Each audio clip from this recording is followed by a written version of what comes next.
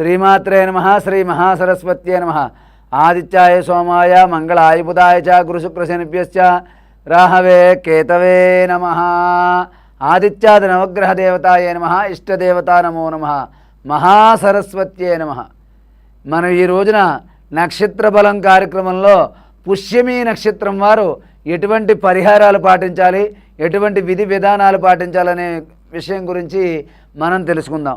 ఈ యొక్క పుష్యమి నక్షత్రం వారు మంచి మేధస్సుతో ఉంటారు, మంచి ఆలోచన శక్తి కలిగి ఉంటారు, మీరు ఏదైనా సాధించాలనే తపనతో ఉంటారు. కాబట్టి వీరికి సరైన ప్రోత్సాహం ఇస్తే వారు కోరుకున్న రంగంలో మంచి అద్భుతాలు సృష్టిస్తారు. ఈ పుష్యమి నక్షత్రం వారు శనివారం నియమాలు పాటించాలి.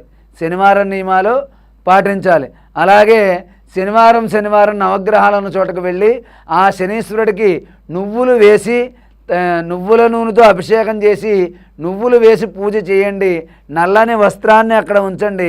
అలాగే శనివారం నాడు ఈ పుష్యమి నక్షత్రం వారు పూరీలు, గారెలు ఇలా నూనెతో చేసిన వస్తువులు పేదవారికి ఆహారంగా సమర్పించండి. మీ యొక్క నక్షత్రం రోజున 10 మందికి అన్నదానం చేయండి. ఆ యొక్క శనీశ్వరుడి యొక్క అనుగ్రహం మీకు సంపూర్ణంగా లభిస్తుంది. అలాగే ఈ యొక్క పుష్యమి నక్షత్రం వారు మంగళవారం, శనివారం కూడా ఆంజనేయ స్వామి ఆలయానికి వెళ్ళడం, అక్కడ సింధూరం పూజ చేయించుకోవడం అనేది చెప్పదగినటువంటి సూచన.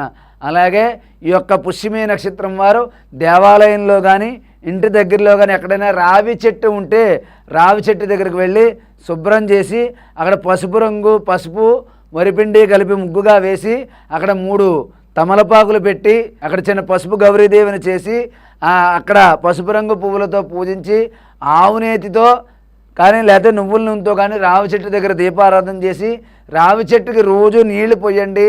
మీకు అవకాశం ఉంటే రోజు 27 ప్రదక్షిణలు రావి చెట్టుకు చేయండి.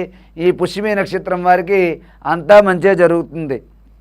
కాబట్టి ఈ యొక్క పుష్యమి నక్షత్రం వారు అదేవిధంగా శనివారం నియమాలు పాటించడం, నూనెతో చేసిన వస్తువులు దానం చేయడం, రావి చెట్టు దగ్గర నీళ్లు పోసి పెంచడం, రావి చెట్టుకు ప్రదక్షిణ చేయడం, రావి చెట్టు దగ్గర సాయంత్రం పూట ప్రదోషకాల సమయంలో ఆవునేతితో కానీ నువ్వుల నూనెతో కానీ దీపారాధన చేయడం అనేది చాలా చెప్పదగినటువంటి సూచన. అలాగే ఈ యొక్క పుష్యమి నక్షత్రం వారు శనివారం నియమాలు పాటించండి. శనివారం ఒంటిపూట మాత్రమే భోజనం చేయండి. మీరు ఉదయం కానీ సాయంత్రం కానీ ఒక పూట మాత్రమే భోజనం చేయండి. ఉదయం నుంచి ఉపవాసం ఉండండి. ఈ ఉపవాసం ఉన్న సమయంలో ఓం హం హనుమతే నమః ఆంజనేయ స్వామి యొక్క స్తోత్రాన్ని చదువుకోండి. ఈ యొక్క పుష్యమి నక్షత్రం వారు నేను ఒక శ్లోకాన్ని చెప్తాను, ఆ శ్లోకాన్ని మీరు గుర్తుపెట్టుకుని రోజు ఒక 7 సార్లు చదువుకోండి. నీలాంజన సమాభాసం రవిపుత్రం యమాగ్రజం ఛాయా మార్తాండ సంభూతం తన్నమామి శనీశ్వరం.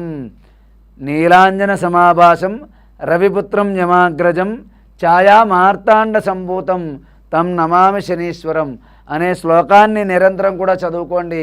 మీకంతా కూడా మంచిగా జరుగుతుంది. అలాగే ఆంజనేయ స్వామి అంటే హనుమాన్ చాలీసా ప్రతిరోజు సాయంత్రం చీకటి పడడానికి ముందు సూర్యాస్తమయం తర్వాత హనుమాన్ చాలీసా రోజుకు 3 సార్లు కానీ 5 సార్లు కానీ ప్రదోషకాల సమయంలో పారాయణ చేయండి. మీకు సకల శుభాలు కూడా జరుగుతాయి. కాబట్టి ఈ యొక్క పుష్యమి నక్షత్రం వారు మరిన్ని వివరాల కోసం మాకు కామెంట్ రూపంలో కానీ ఫోన్ చేయడం ద్వారా కానీ మీరు ఇంకా మరిన్ని వివరాలు తెలుసుకుని మీ యొక్క దోష పరిహారం జరిపించుకోండి.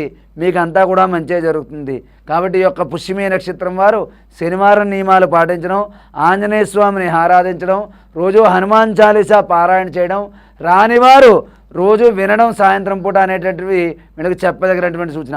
ఇవి చేయడం వల్ల మీకు అంతా మంచిగా జరుగుతుంది. ఈ యొక్క పుష్యమి నక్షత్రం వారికి మంచి జరగాలని చెప్పి ఆశీర్వదిస్తూ సర్వే జనా సుఖినో భవంతు. స్వస్తి.